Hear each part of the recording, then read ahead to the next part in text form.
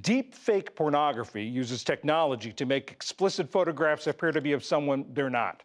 Images using Taylor Swift's face that surfaced recently have brought the problem front and center. Those images were viewed 45 million times before they were removed from the social media platform X. And victims aren't just high-profile celebrities. The problem seems to get worse every year as technology becomes more sophisticated and more widespread. The targets can suffer trauma so severe that it could lead to thoughts of suicide. Tech journalist Laurie Siegel is the founder and CEO of Mostly Human Media, an entertainment company focusing on the intersection of technology and humanity. Laurie, who is behind these things? Who does it, and what are their motivations? Well, it's such a good question. I think it's a hard answer because there are all sorts of people who are doing this type of thing, and it's harder and harder to detect. I think one of the things I worry about is, it's going to be very difficult for, let's say, Taylor Swift wants to go track down the perpetrators behind the folks who posted those images on X.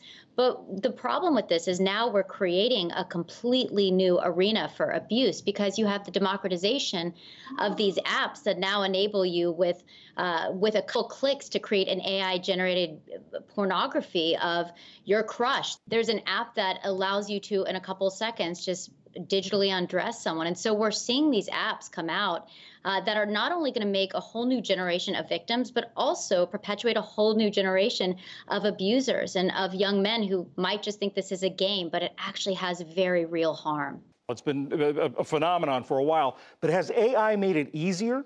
I remember covering non-consensual pornography back in 2015, and the state laws had yet to catch up. And I just remember thinking, God, this is such a horrific type of harm where, perpetrators go and they post a photo of an X on some of these online forums popping up.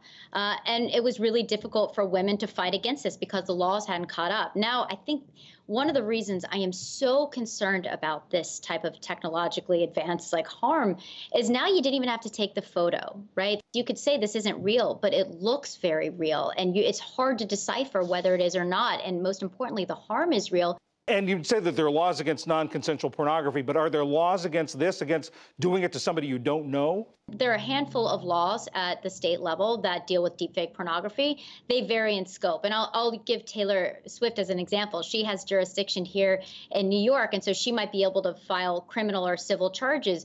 But in order for Taylor to actually go do that, they would have to track down the criminals behind this, which would mean a lot of time and resources that maybe someone like Taylor Swift has, but most people do not have. And the difference with deepfake pornography and the laws that exist here in New York is you have to prove intent to harm. So then Taylor Swift would actually have to go and say, they wanted to harm me, but it's harder to do with deepfake pornography. People could say they wanted to make money or gain notoriety. And so those laws that vary in scope aren't real. They aren't similar to the ones with non-consensual pornography. And there are a lot of nuances that we have to talk about.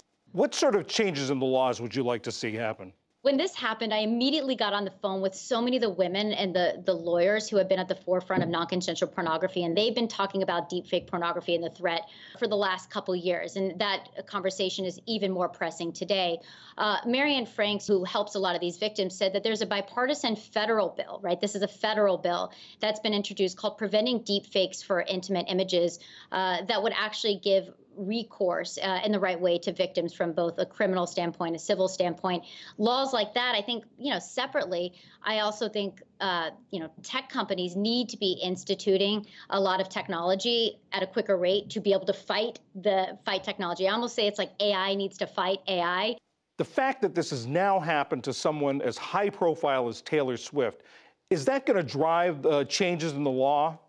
I hope so. She's created microeconomies. People pay attention. She's helped fundamentally shift the music industry because she fought for ownership over her songs. Imagine if someone like Taylor Swift could take on this problem and fight for the future ownership of our bodies online as women. I think I would put my eggs in Taylor Swift's basket. I hate that this happened to her, but Taylor Swift is just the tip of the iceberg. And I think what happened to her represents a threat for all young women and all girls when it comes to the future of our consent online. Laurie Siegel of Mostly Human Media, thank you very much. Thank you.